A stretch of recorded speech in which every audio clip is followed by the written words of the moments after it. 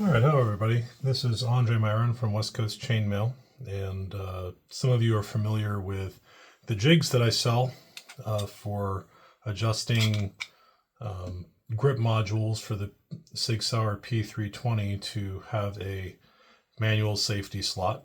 And I'm selling these on my website, and basically they work like you put this one on, you drill a hole through here, and then you put this one on.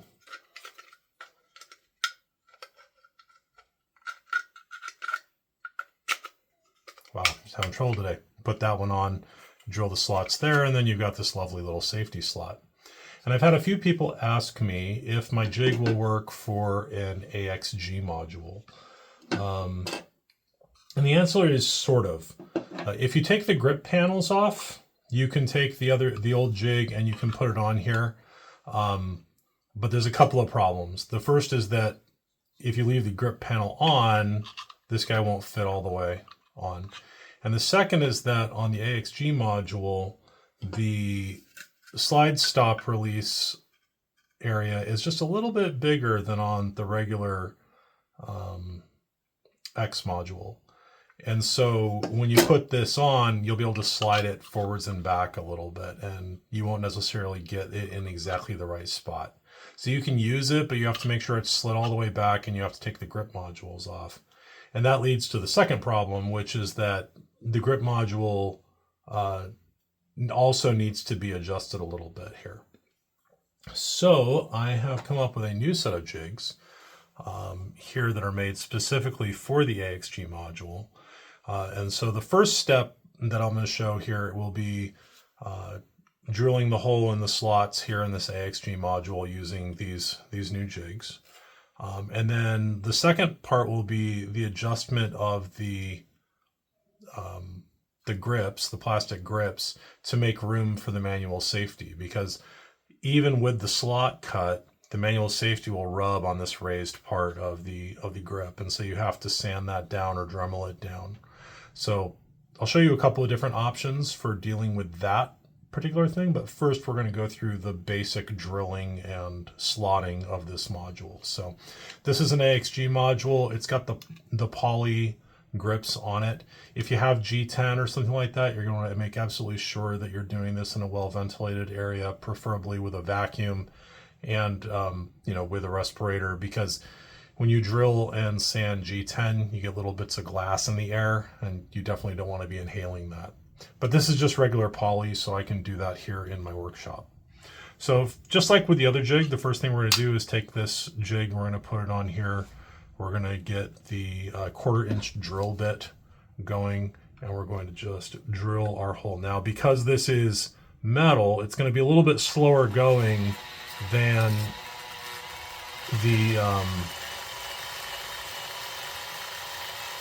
the plastic.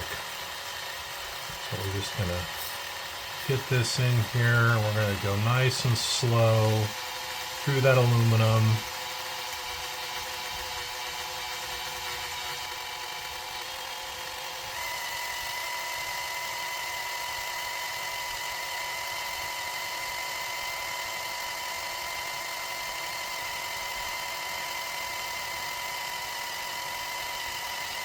Let's see how we're doing here. Let's clear out the chips. Looks like we're in there. So obviously, if you don't use a little lubricant or something, probably not a horrible idea. I need my thumb on top of there because I'm having a hard time holding it. So just put the thumb on there and just finish out this drill.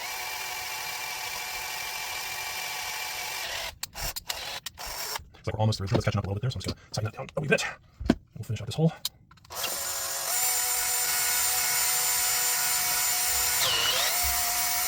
There we go. All right, and so our first hole is through. Just shake out all those bits of aluminum. So we can see we got a nice hole through right there. Now we'll do the other side. So all this aluminum we'll have to clean up.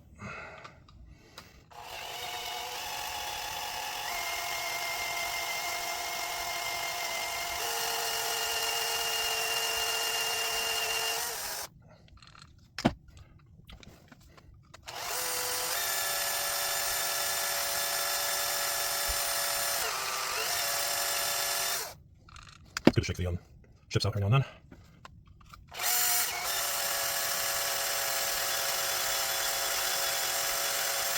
Almost there. You do want to make sure we're wearing eye protection. I'm wearing eye protection because nothing will ruin your day faster than a trip to the ER to get a fleck of aluminum taken out of your eye. There we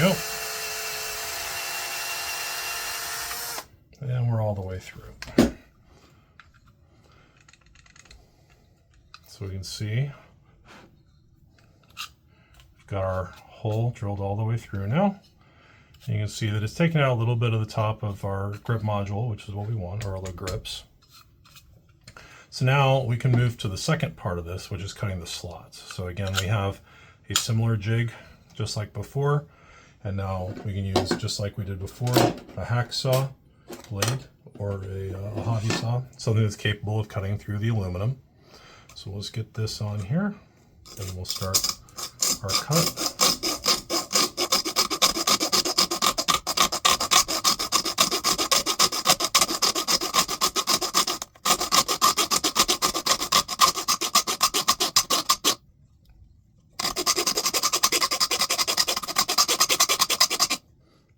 We'll want to go until we bottom out on both of these sides.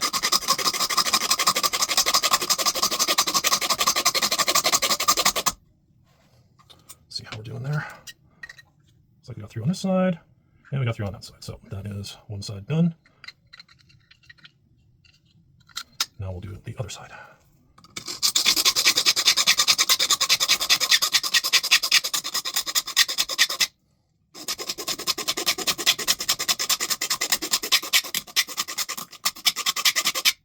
It's a fun sound.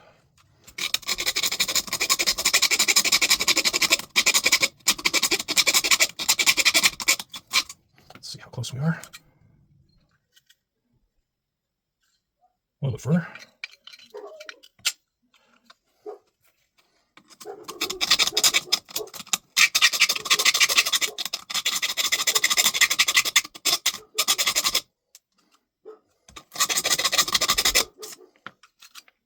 Go through the one side, a little bit further to go on the left side.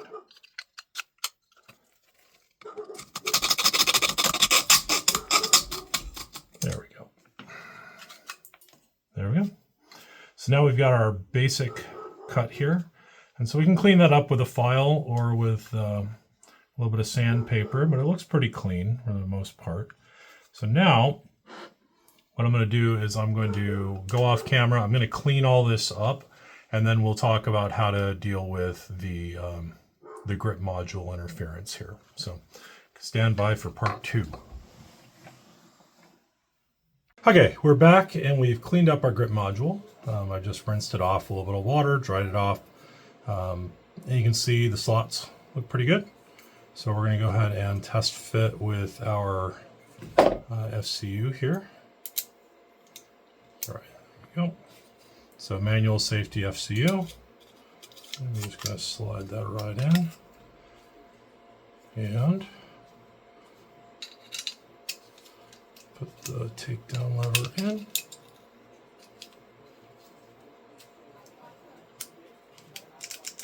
Looks good. So now we have to worry about what we're going to do about the grip panels. So you'll see that normally you could just put the grip panels on, but the grip panels won't fit underneath this manual safety. And so we need to make some adjustments to the grip panels to allow them to accommodate that manual safety.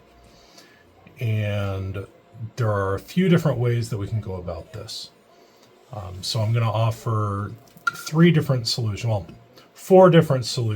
that you can use. So the first solution is 3D printed grip panels. So I have some 3D printed grip panels that I've come up with that will indeed fit in here, just like that. They won't impede the manual safety. They'll work with your factory screws, and they provide varying levels of texture. This is sort of our light texture here, but it's a good texture. It gives you a good grip. So we can put those on, and then of course, obviously, normally you'd secure those with screws, and then you'll have your grip. So that's option number one. Option number two is a way for you to cut your own.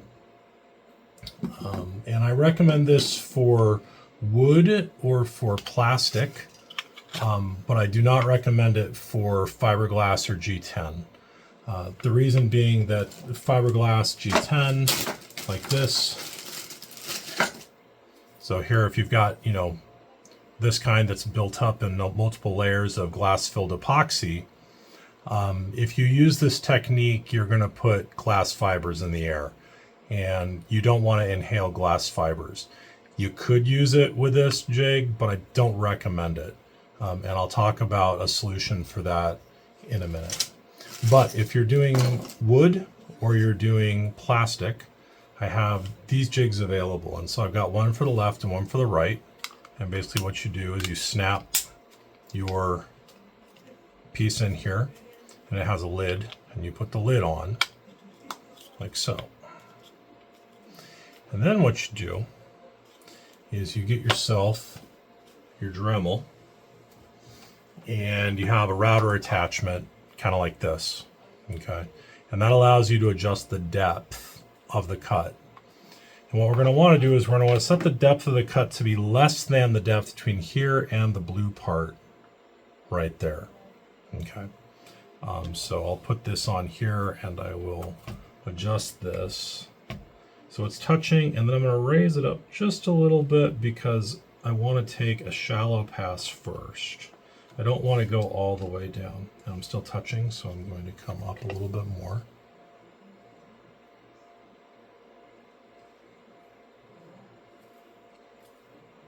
Sometimes this can be a little bit finicky to get just right. Okay, there we go. That might be too shallow. I know I'm not even touching the grip. So we'll go down a little bit.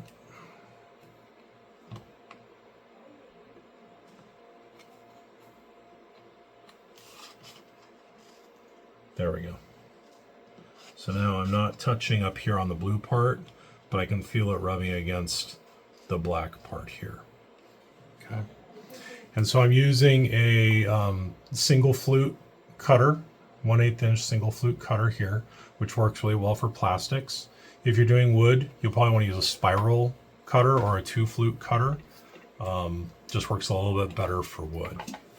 So I'm going to plug in my Dremel here. And I'm going to just make sure that everything looks good, that we're in here nice and flush. Okay, great.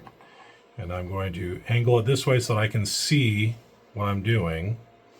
And kind of hard for you to see, but I'm going to grab the camera real quick and just sort of show. So I want to be able to look in here while I'm doing this work. Okay. And I'm going to put you back in the overhead, but I'll come back down here so that you can see what's going on. It can be helpful to grab a flashlight so you can really, well, it can be helpful if your flashlight will turn on. Okay, I might grab a different flashlight in a minute. But it can be helpful to have a flashlight to look in here so that you can really see what you're doing. But the idea is that you're going to move the Dremel along, and you're only going to go as far as this blue or whatever color jig you happen to get goes. So you're going to use this as your guide. And this is going to allow you to cut out a channel that looks something like that. This is obviously the 3D printed part, but I'm using the same model that I used to develop the jig. So, okay, so I'm going to go ahead and put you back in the overhead, and then we're going to hit this with the Dremel, and we'll see how this goes. Now, you don't want to go too fast. You don't want to melt the plastic. But you also don't want to go too slow because you want to be able to remove some material. So I'm going about halfway here.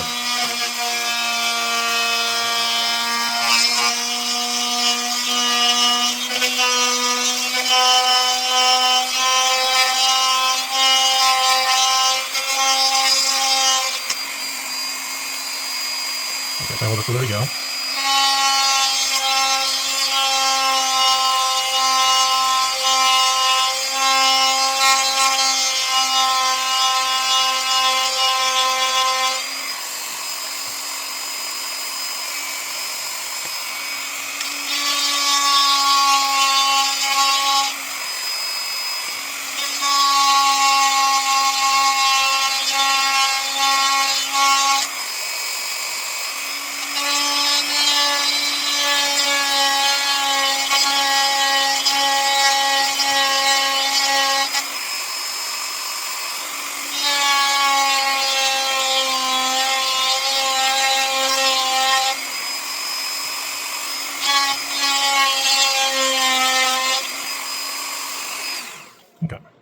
I've gone about as far as I need to go on that. And then the last bit is to do this little round part here. So I can see this little bit coming through here.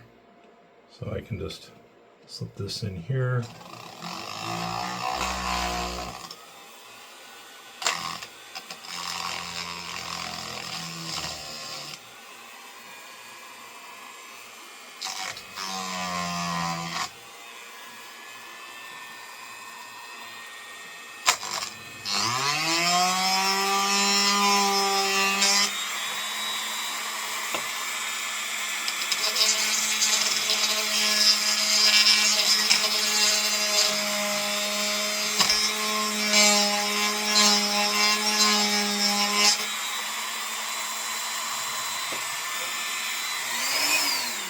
Alternatively, you could just use the drill to drill this out.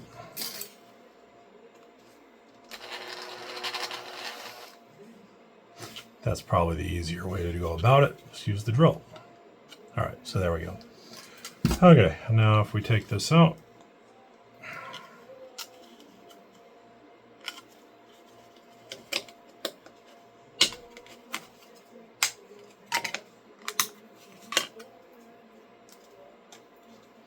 you can see that we've got a little bit of cleanup we need to do, so we'll grab a little piece of sandpaper here just to knock that burr off. You can use the file too.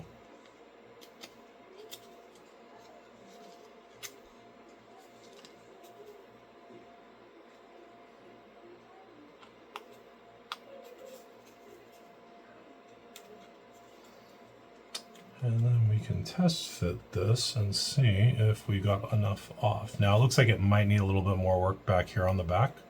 So I can put it in and do that if I need to, but let's just take a look and see. Yeah, we're gonna need to do that. Not quite there. Okay, so let's finish it up. It's always best to not cut, to cut too little and be able to remove more after the fact than it is to cut not enough. Yeah, you can see here, I don't know if you can see this, but you can see that there's still some material there that needs to be cleared away. So I'm just going to go ahead and do that. Really do recommend giving yourself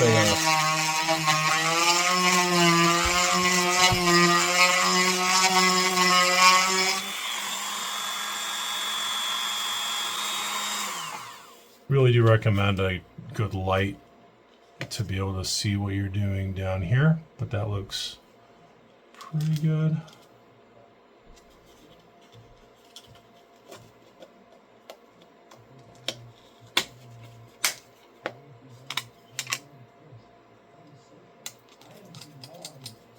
So just hit that with the sandpaper real quick. You can also use like an X-Acto knife to clean up this edge here, or like I said, you can grab your file and just kind of scrape along there. Get that sort of lip that the Dremel created off of there.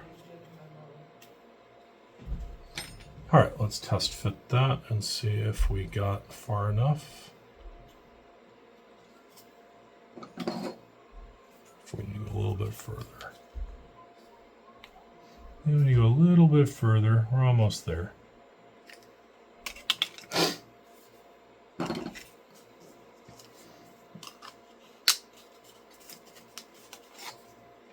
So I'm going to you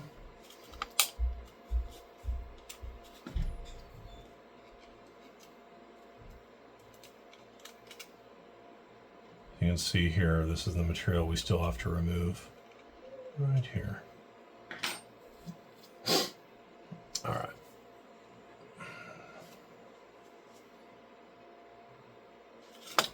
So I'm going to grab actually my magnifying spectacles, which have a light on them, and I'm going to use those so that I can really see what's happening in here.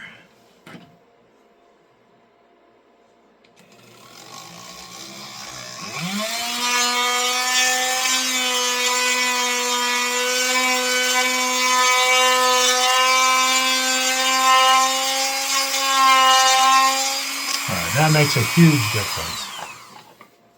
oddly enough, being able to see what you're doing makes a huge difference. So when I put those on, I was able to really see the edge of the jig compared with where the Dremel bit was, and really be able to tell where I was cutting. So now we definitely have enough material cut away. So we're just gonna, again, clean that up. A little bit of sandpaper, file.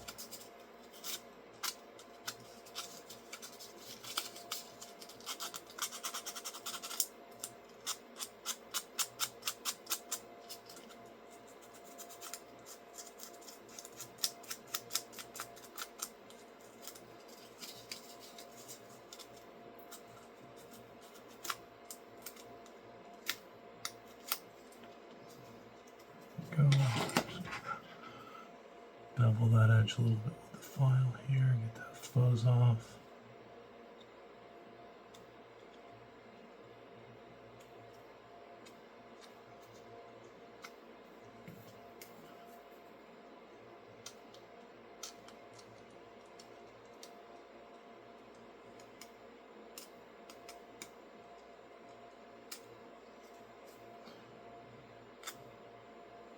Like I said, you can also take a small X-Acto knife or something just to clean up the edge.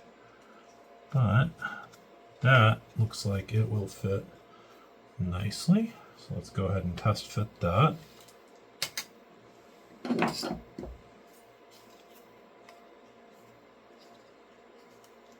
Almost. So the last thing to do is just to sort of, this notch here, sometimes the drill doesn't go quite low enough on that. Maybe I'll make an adjustment to the jig on that, but I'm just gonna take my file and file that down just a little bit.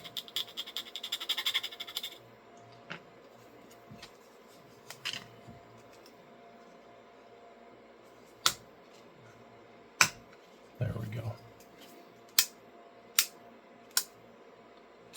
There we go. So we have another jig for the other side. And so we can take the other jig. Put the other side in the other jig, snap it in.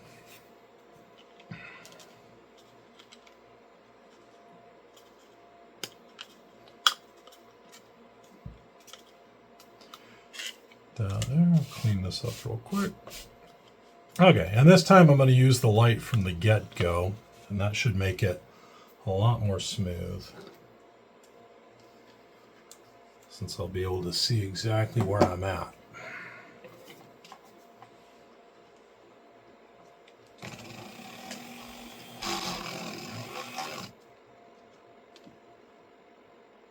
Feels like I'm a little too deep, actually, so I'm just going to raise this up just a little bit.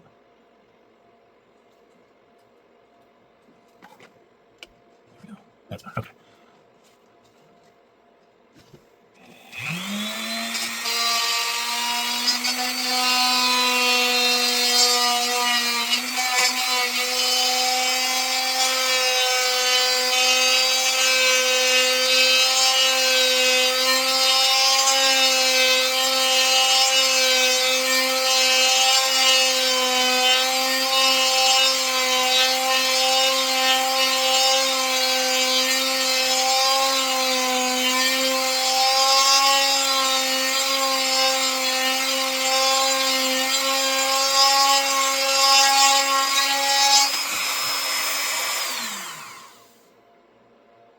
Okay.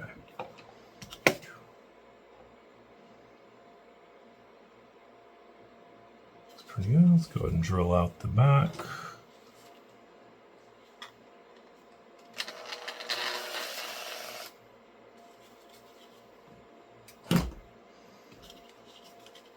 I think that went much more smoothly.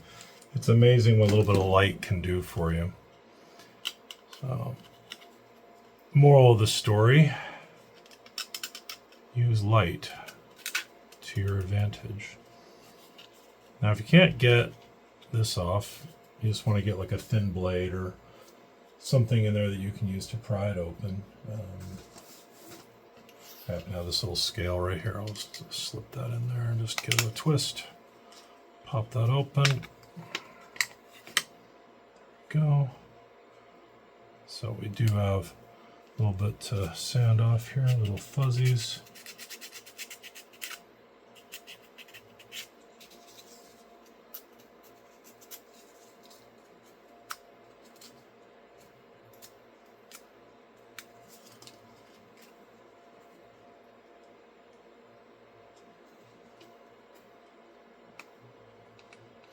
I really may have gone a little too fast. I might have melted that a little bit, but no, not really. It's just it sort of has this skin that comes up.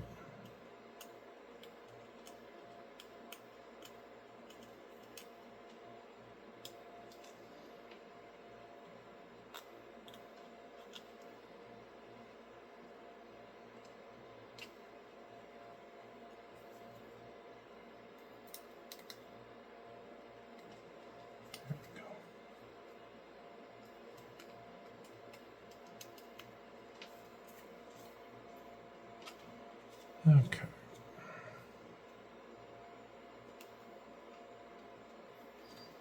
It's pretty good. Needs a little more cleanup, but we'll test fit it here. Learning my lesson last time, I'm just going to go in here and just give this a little file. Like so, something extra there. All right, let's take it and test fit it in. Not quite, needs a little bit more file on this part here. So we just run our drill in there.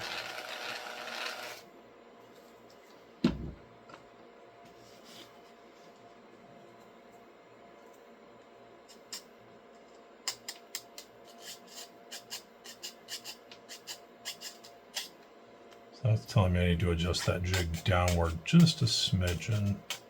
So I will do that so that when you buy one of these, if you buy one of these, you will not have to do the extra step. It's very close. It's not quite there.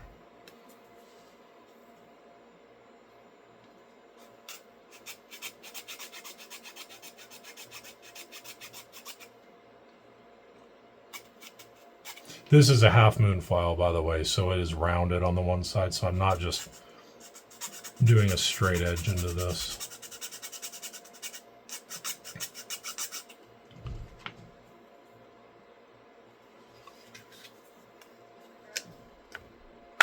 There we go. So now we've got full functionality. This needs to be cleaned up just a little bit, but you can see they now fit on there, and you can put the screws in there and you should have full functionality.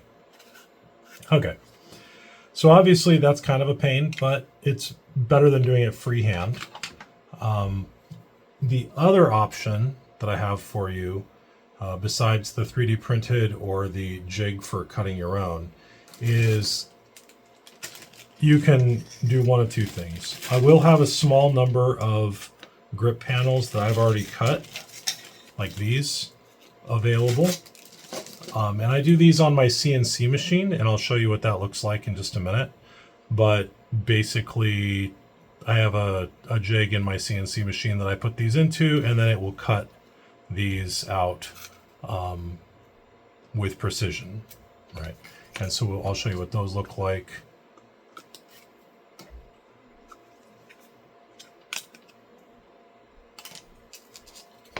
So these just fit right in.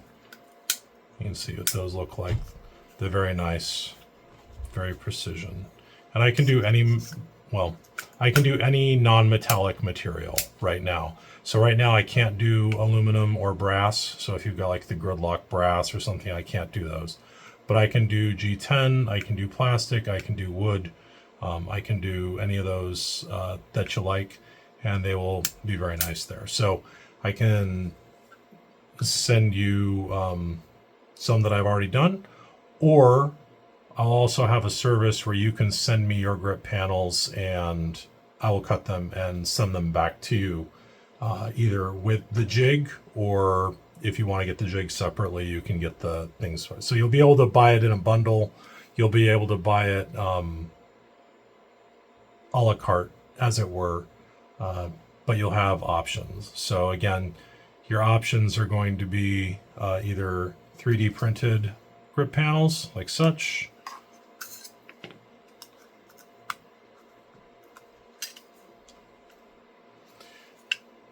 you'll be able to get a jig like these and cut your own.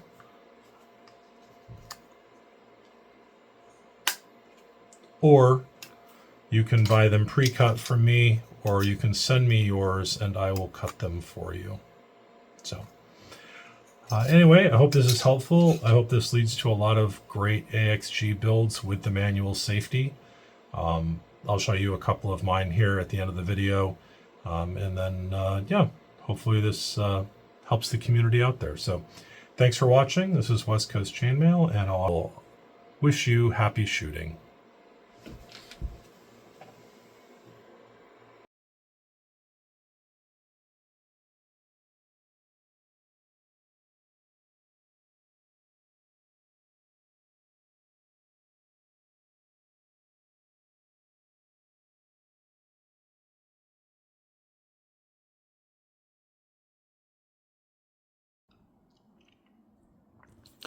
Okay, so we're ready to attempt this cut. I've got these guys glued down. They're nice and solid.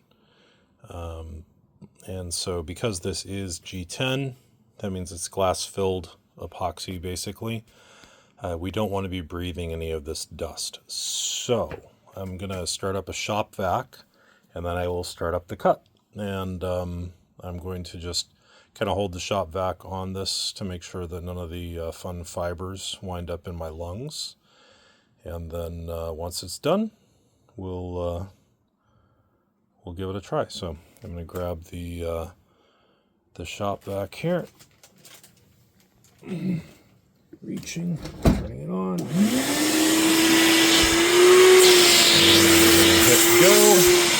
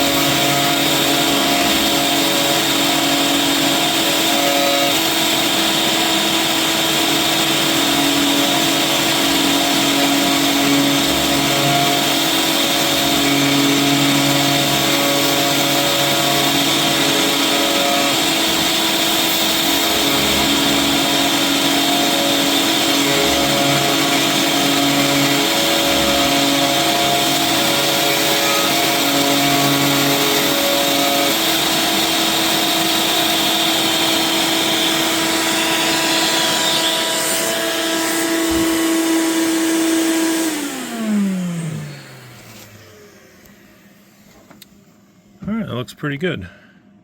So I'll just gonna clean up those little edges, just a little bit of glass fiber there sticking out, so nothing a little bit of sandpaper can't handle, but those cuts look pretty clean.